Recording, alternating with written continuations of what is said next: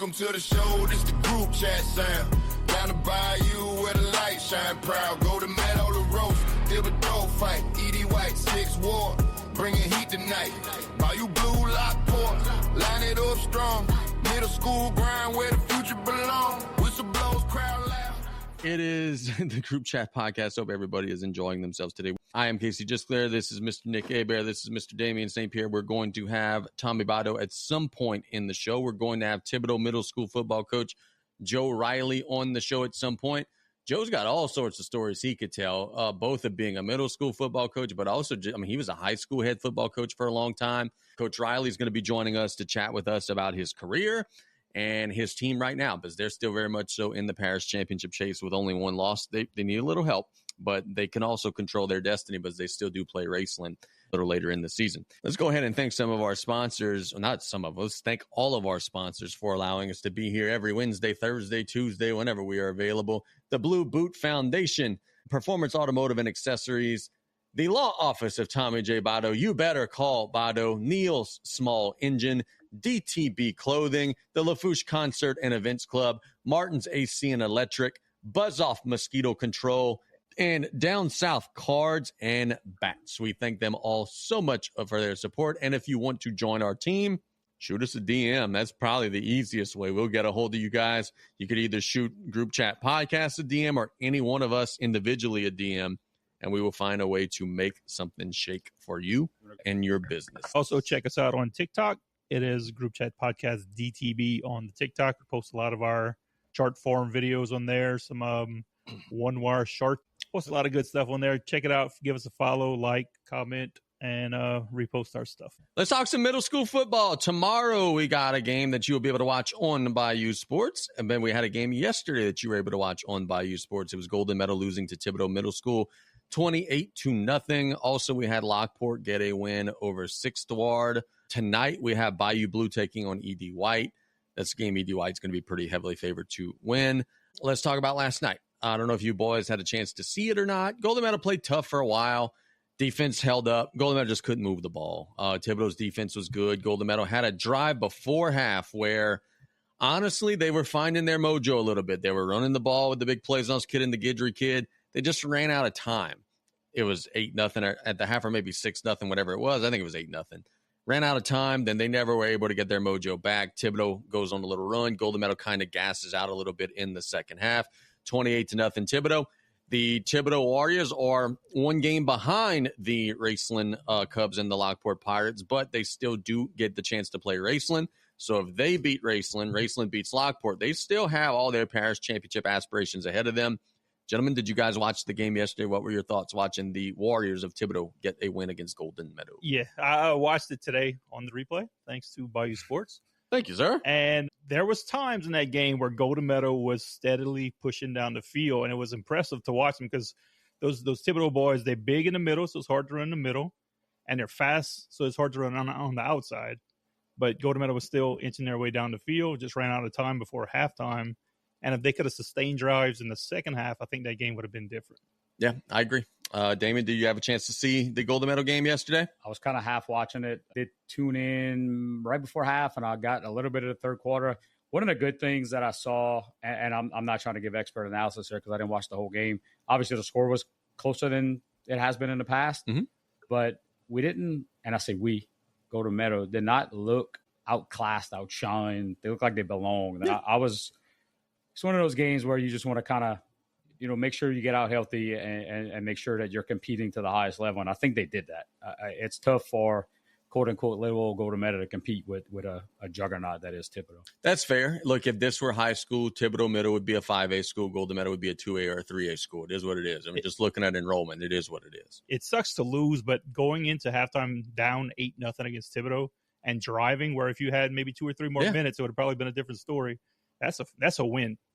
Like that Thibodaux team is very good. Kudos to Golden Meadow for hanging in there and fighting. It wasn't pretty when LCO played Thibodaux. So it was nice to see Golden Meadow hang with them. And it was nice to see some fire from old coach Derek Brunet. Dude, he was jacked up. I like that. Yeah, he got a 15-yarder. What was was it offsetting unsportsmanlike conduct penalties? How mean do you want me to be? Let's roll. The officials last night were very interested in being seen. We had offsetting penalties. And look, by the way, Facebook tells me this is because they're short-staffed. So let's give them some grace and some liberty. But anyway, we had a personal foul situation where it was offsetting penalties where we only pointed one way, even though it was offsetting penalties. So Derek then went out and wanted to fight the white hat official, basically. And I say that loosely. He didn't literally, but he was very angry on the numbers, yelling and screaming. He got a personal foul penalty because he didn't realize it was offsetting. And then after the game, Derek's talking to Coach Riley, and there was words exchanged there where he was very upset. And look, man, I don't know how to judge this because I've never been an official, and God knows I don't want to be. But the second half, there was a flag on every play. I get, on one hand, we want to develop kids and teach them how to play, but we also got to teach them how to play within the rules, whatever. But at some point, the game just has no flow because in the second half of that game yesterday, there was a flag on every single play. The first half lasted literally 31 minutes. I timed it. It's on my iPad. But then the second half lasted like an hour and 20 because they just didn't let the game get home, man. And just rough. Derek was a bit animated, went on the field, got a flag. The difference between what you can say and how much emotion you can show as a coach when arguing with an official is so much different in football than it is in basketball, baseball, pretty much any other sport. I agree with that. Like if you say anything to an official, you get in a technical for basketball. And if you don't shut up, you get ejected. Football, you just get a 15-yard penalty. That's so crazy to me. Well, technically it's like a technical, because if you get a second 15-yard penalty, you are out. Oh, okay. So you get two of them. Yeah. So I guess it's technically like a technical, but I've never seen anybody. And we've seen those particular officials looking to run people as soon as possible, especially in those colors. And when, say, 8 a.m., that's prime time for ejections from one of those referees. But Derek's predecessor, I never got thrown out, and I know he would enjoy indulging in some conversation with the officials.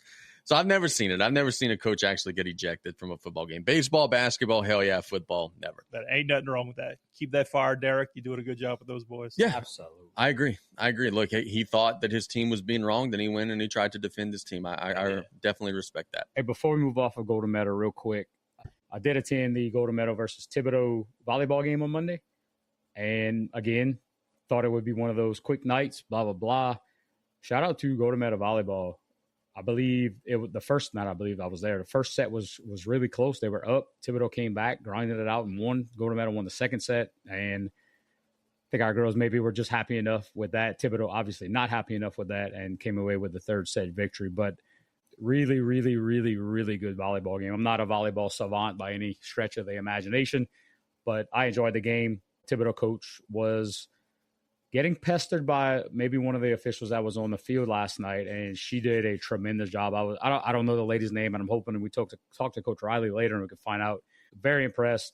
Takes a lot for me to go up to another coach from another school and say, hey, you did a fantastic job. Your kids look great. And I did that. Thibodaux was probably the best defensive volleyball team I had ever seen. They were always in position. They were always hitting the ball correctly. They were low. And it was hard to score on them. They did a tremendous job, and I could see why they're going to win the Parish championship. They're undefeated in Parish? That's what I read. Okay, just checking. LCO is going to be playing Raceland tomorrow on the football field. I hope LCO does very well tomorrow. But I will say this, just as a person who's seen LCO multiple times, seen Raceland multiple times, I know you're in the same boat as well, Nick. I don't know if you agree or disagree. This just feels like a really bad matchup. Raceland likes to throw the ball. They like to stretch the field. If LCO has a weakness, I would say it would be the back end of the defense. Curious to see how LCO plans to try to slow down Raceland tomorrow, because they got the 4A kid at quarterback, and he likes to chuck it, and he is capable of hitting short, intermediate, and even long passes down the field. LCO better be ready. They also got a sledgehammer at running back, the Smith kid. It's going to be tough to slow down the Cubs, who are undefeated and one of the best teams in the parish. Yeah, LCO is struggling right now, dealing with a lot of injuries. And from everything I hear, Raceland is the team to beat in the parish. Bad matchup for LCO, and hopefully don't get out of hand. Hopefully LCO could pull this one out. Fingers crossed. Also just beat up, man. Like, it is what it is. I mean, not making excuses. They're just beat up. They got so many guys that are out injured, so many guys that would touch the ball that are out injured. And it's taken a very complex offense, and it's made it not as complex, and it's tough, man. You go into a season, you have playmakers, and you wanting to rely on these playmakers, and when the playmakers get hurt, it's time for these other kids to step up. And some of them, I mean, good athletes, just maybe not at the elite level to really make plays on a big game like that. Nick, let me ask you this question. I know you tied in pretty close with the LCO team. You know a lot of kids, coach a lot of kids, have a kid in your house, 2 kids in your house that play. How is the morale right now? Not great. Kids are frustrated. I mean, it's not a coaching situation. Right. It's just that, I mean, some of the guys that carry the bulk of the load can't, like, they're out. So it's hard to move on from there when you playing against, it seems like every week we play a better team. And we played Edie White last week, but Edie White looked really, really good against us. It's been a rough stretch of the schedule for them, for sure. And it's not getting any easier because we still have Raceland, still have Lockport, and Bayou Blue, I believe. Does this have the game potential to mentally take LCO out of this season? I don't think so. If these kids have been through a lot so far against Thibodaux, against who else we played? Edie White. The Edie White game was bad, but I mean, they're not going to quit. Some kids is just going to fight to the end regardless. We might be outmanned. They might be faster, bigger, and stronger than us, but kids are still going to play their hearts out, and that's all you can really ask from these kids. So Josh had a question. Do you think LCO gets one more win this season? Absolutely. Yes, we got Bayou Blue coming up. At least one. I'm thinking 2. I think it could be Bayou Blue as well. They could be Bayou Blue. The Golden Meadow game is always a toss-up, man. I think Golden Meadow is more equipped this year than ever to handle it, but that one's always a toss-up. That's the old adage of you could throw the records out the books no matter what. Oh, 1,000%. Yeah, absolutely. Those kids know one another so well. It's going to be fun. Shout out to Lockport. They got a big win yesterday, taking care of business. They beat 6-4. That's a win that they should have gotten, but they got it. They took care of business. They made it happen. We're waiting on Coach Joe Riley. He is going to be joining us to talk about his team's win against Golden Meadow yesterday. And his team is improved to 3-1 on the middle school season. Coach Joe Riley is one of our favorite coaches in the middle school ranks in Lafourche Parish. And he's joining us now here on the group chat. Coach Riley, good evening, sir. How we doing today, sir? All right. How you guys doing? Good, bro. Good. Hey, look, man, you guys got a win against Golden Meadow yesterday. Played some good football, especially in that second half. Got to 3-1, bounced back from a tough loss. Tell us about the way your kids played, man. We started off slow, but it takes us a while to get going sometimes. I can't make the excuse about the bus ride because we always kind of do a walkthrough before we leave the school on the bus, just in case those unforeseen things happen. Look, man, traffic got real bad yesterday in certain areas. And, it's not an excuse, but we were ready to go. It just we like to get punched in the mouth first sometimes to react. You already answered the question. I was going to ask you about the bus situation, but it sounds like you're not playing that card. You said, no, you guys just weren't ready to play, right? Absolutely not. We have a game plan for every week, and sometimes kids are kids, man, and they got other things going on during the week at school, and it's hard for them to lock in until myself or some of my coaches start, with our antics. Coach, let me ask you this, man. Obviously, in the last, 2-3 years, you guys merged the 2 schools. And on one hand, it would be very easy to say, well, man, it's got to be so easy to coach. There's so much more talent. You know this, and you've told me this before. Like, it's not as easy as people think. But guess what? Instead of having 2 or 3 kids that think they should be the starting quarterback, now you got 5 or 6. Instead of having 3 or 4 kids who think they should be the starting receiver, now you got 6 or 7. And yeah, it's great to have all that plethora of talent, but it's so many more people and parents and siblings and aunts and uncles to keep happy. How have you guys been merging that to keep it a big, happy family? I don't get into those antics right there. I've been doing this for 25 years. 13 years on the high school level, and I want to say 12 years. So I just keep it straight and to the point, man. Look, we don't get up every day as a coaching staff and say, you know what, today I don't like Casey, so he's not playing. I mean, we out there to put the best kids out there, and you know, this is our job, and we're here with the kids all the time at practice. So we do what's best for us. But you know, just to chime in on the East and West thing, look, it's always a challenge when you're dealing with merging schools like that. I think Assumption's going through it right now.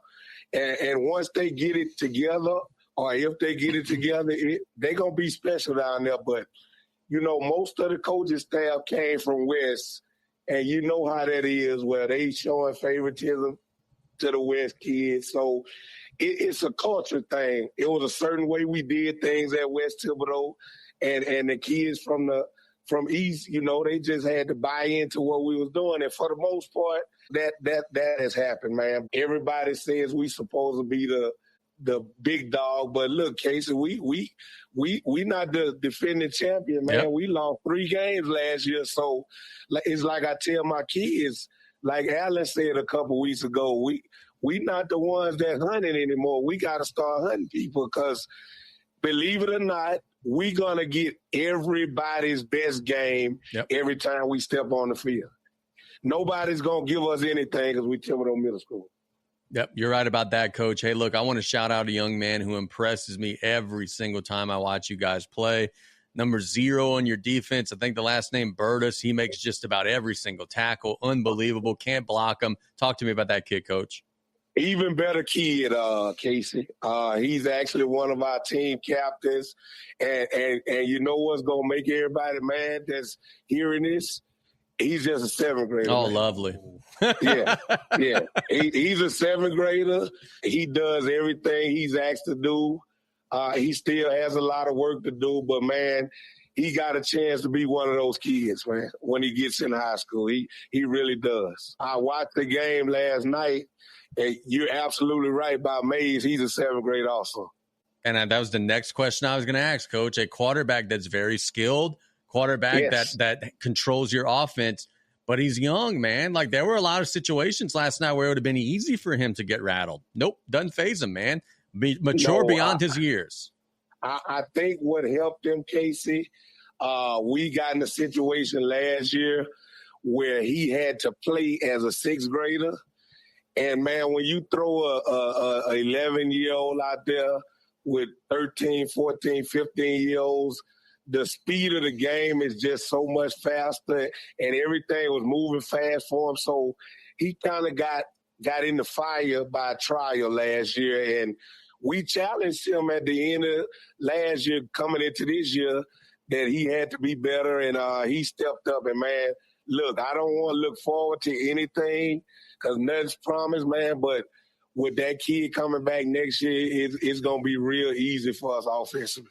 For sure, Coach. Hey, look, Damien was telling us earlier in the show that he was super impressed with you guys' volleyball team, undefeated in parish play.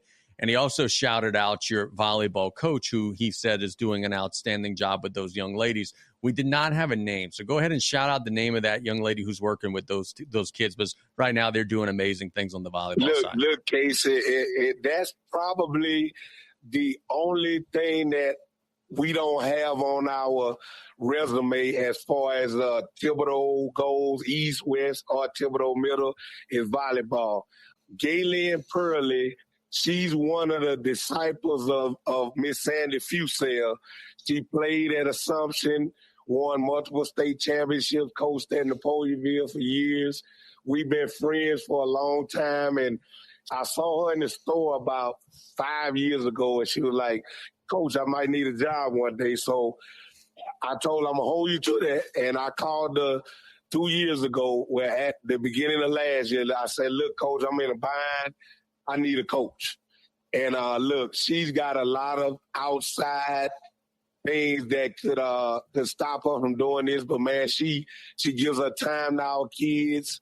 They've bought in. And, man, if you hadn't seen our girls play volleyball, man, it's something special to watch. It just amazes me at the amount of people.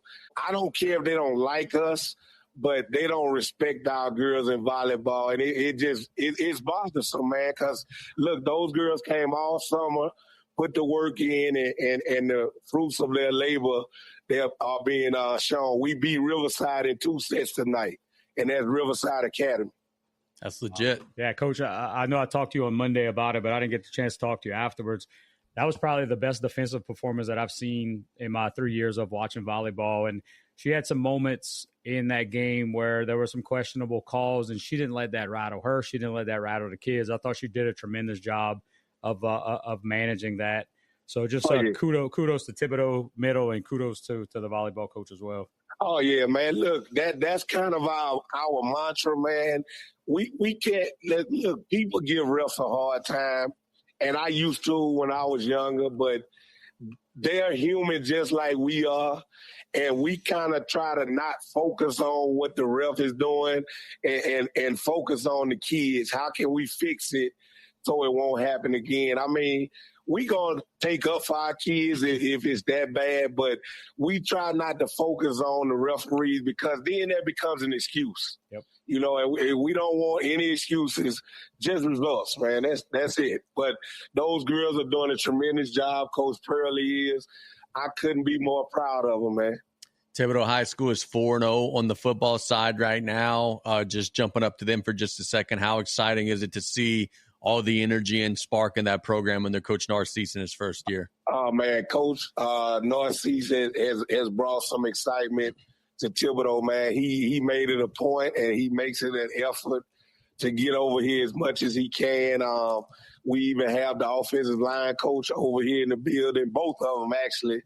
The kids see somebody that's from Thibodaux. They see Coach Narcisse, and, you know, we got some kids that's going to be able to help him in the future. Like Burtis, Mays, you know, they asked about those particular guys a couple games ago, and I was like, look, man, y'all got to wait like a year or two before you get those guys. Let me ask you this, man. Your one blemish on this season was against Lockport. I was not at that game, but I heard, man, you guys just had so many chances, just couldn't convert. What was going on there, man? What went wrong for your boys against Lockport? Look, first off, man, shout out to Lockport, man. They did what they had to do. They have a really good football team, man. And look, it's one of those things, Casey, where, like I said earlier, everybody's going to get out their best shot to us, man. We're going to get everybody's best shot. Man, my defense played tremendous all game. They bent, and we held them to 0 to like a minute left. And Coach Gray, who's my basketball coach, he's out there helping us play coach football. He made a statement at halftime that couldn't be more true. It was going to be 3 plays in the second half that was going to determine whether we won or lost the game. And look, the win is not everything to me, Casey. It's more about life lessons. But I was just disappointed that we couldn't execute in the critical moments of the game. Things that we practice every day. We botched a punt snap with about a minute something to go. We get the punt off and flip the field. It's a different play call for Lockport. Then they score. We stop them on the 2. We return the kickoff across midfield, and we get to like the 4. All the time out on second down, give them a play, and I explain to everybody, we're going clock if we don't score. And we just had a mental lapse right there. I was going to try to kick a field goal, I'm not even going to lie, and get out of there if we made it and be like, ooh. But it didn't happen. So we get to overtime. We get on the half-yard line and call on my offensive lineman. I was the offensive lineman, so I go quarterback sneak and we get stuffed. I mean, kudos to Lockport. We didn't execute, but we just couldn't close the door early enough in the game, and we let them hang around, and it became a ball game. Yeah, no doubt, man. Hey, look, I'm going to ask you a question about someone that's near to me, and I know someone that's near to you as well, CCA track coach Abby Lazard. You worked with her in the AAU circuit. How's she going to do over there at CCA? Tell us a little bit about Abby and what she brings to the track and field side. Oh, yeah. I coached Abby over the summer, one of my first years. Tremendous athlete.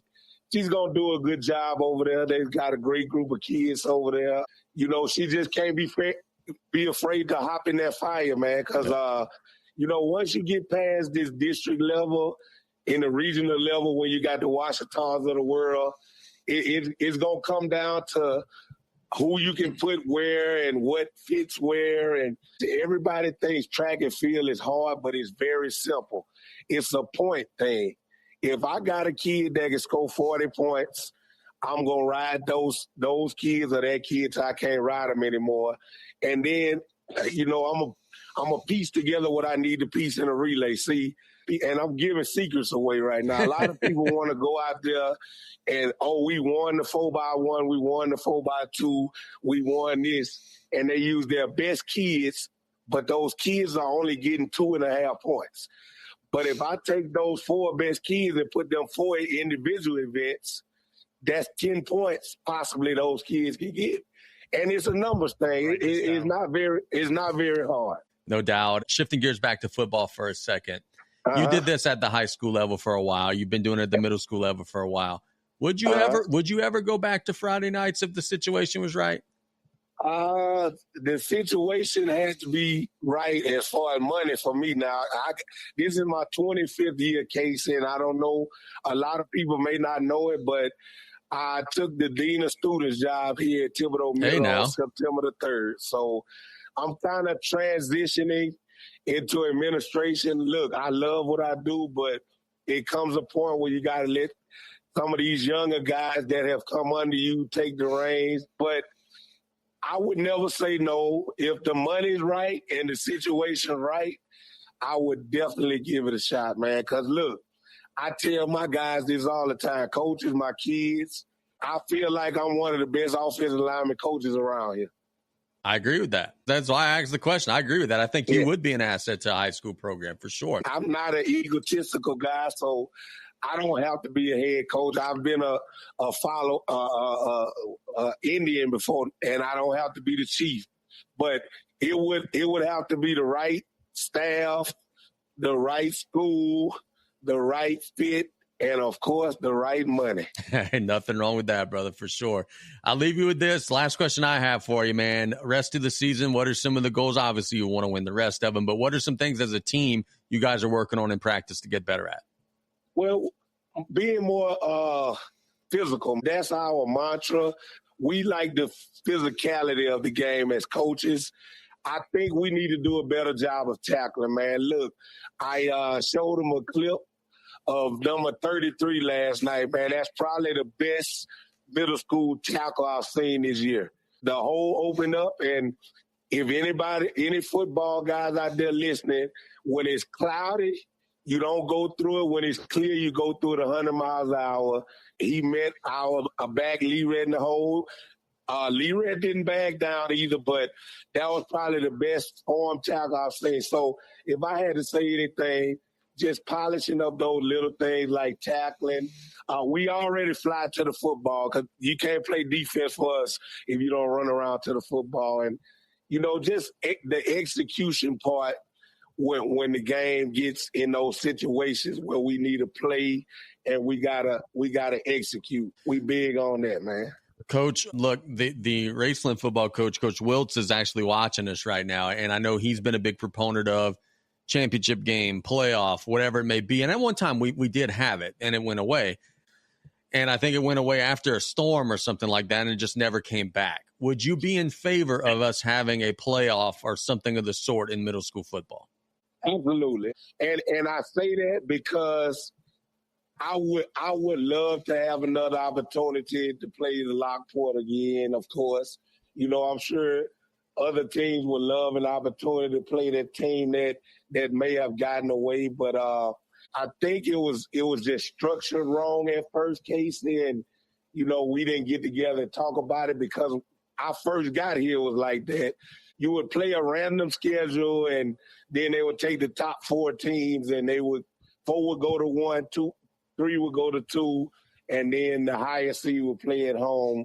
I'm a big football guy, but I know Allen, and I know it really matters in basketball more than football, but I would be up for that. But basketball, when you only get one shot at a team, and then the season's over and you the champ. Think about all the sports, man, when they end, it culminates in a playoff type championship.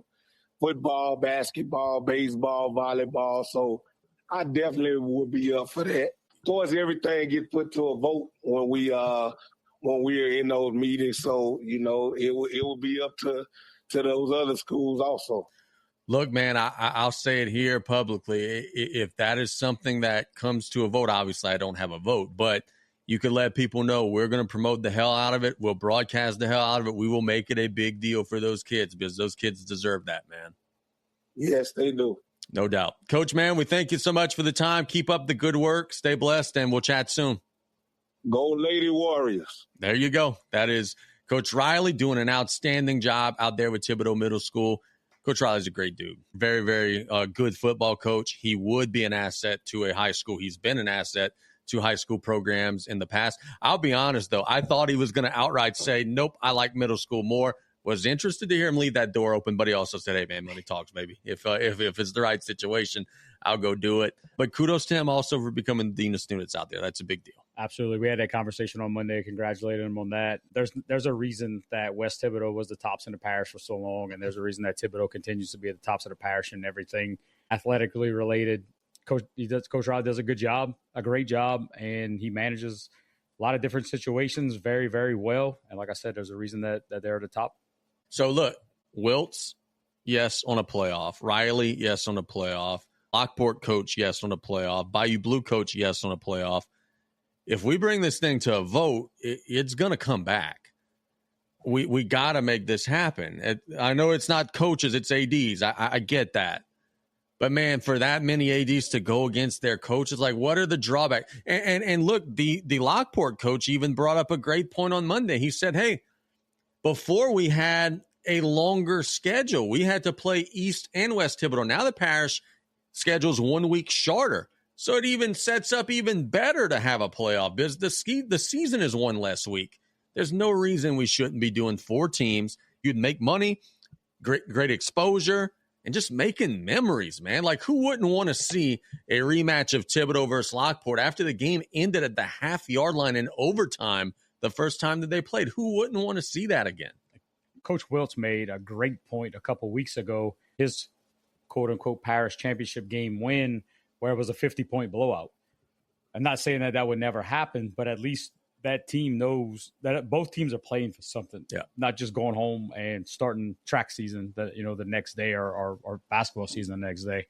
I'm all for ending seasons with championships and not just kind of giving them out. And even with the way the parish championships are awarded, I would love to be at the top, obviously, but if you have one loss, it doesn't matter if it's to that team. You still get to share that. And a little more competition and a little less pizza trophies being handed out. I agree, brother. I agree. We know the pros of the championship game. What's the cons of the championship game?